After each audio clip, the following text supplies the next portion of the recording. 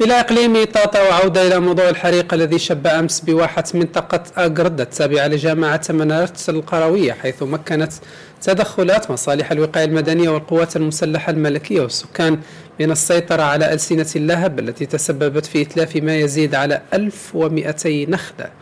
خسائر كبيرة سيكون لها أثر سلبي على الدينامية الاقتصادية بهذه المنطقة القروية التي تعول كثيرا على منتوج الواحات من التمور. حافظ محضار وخالد تريكزي.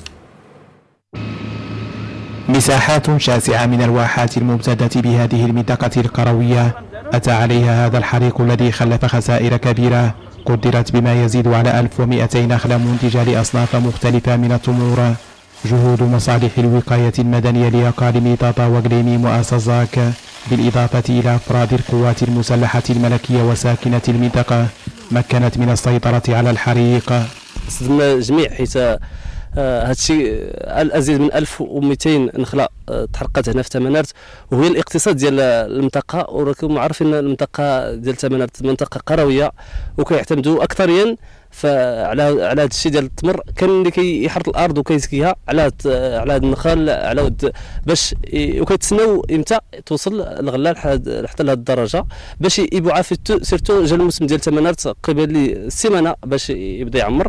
اش كيتسناو الناس باش يلاه بداو دابا باش يشوفوا اللي غيحيد لهم داك التمر باش يديوهم للسوق يبيعوا داك التمر وداك الليم وداك الشيء كلشي دابا ضاع. الحريق كبد المزارعين خسائر فادحه، خاصه وانه تزامن مع بداية موسم قطاف التمور بهذه المنطقة التي تعتمد غالبية ساكنتها القروية على محصول واحاتها المنتجة لأجود الأصناف من التمور.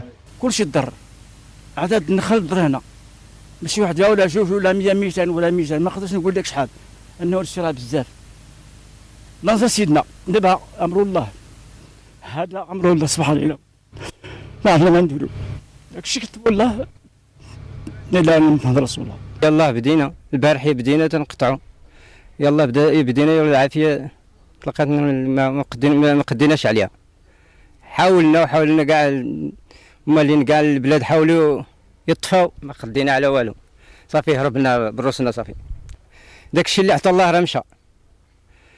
تنطلبوا من الدوله هادشي اللي خسرنا تعاوننا. هاد الكارثه اللي وقعت مع اول مره في حياتي كنشوفها، يعني تحرق الرمان والليمون والتمر، يعني هادشي كامل مشى. أسباب هذا الحريق لم تحدد بعد، وإن كانت مختلف الفرضيات ترجح عامل الحرارة المفرطة التي تجتاح المنطقة.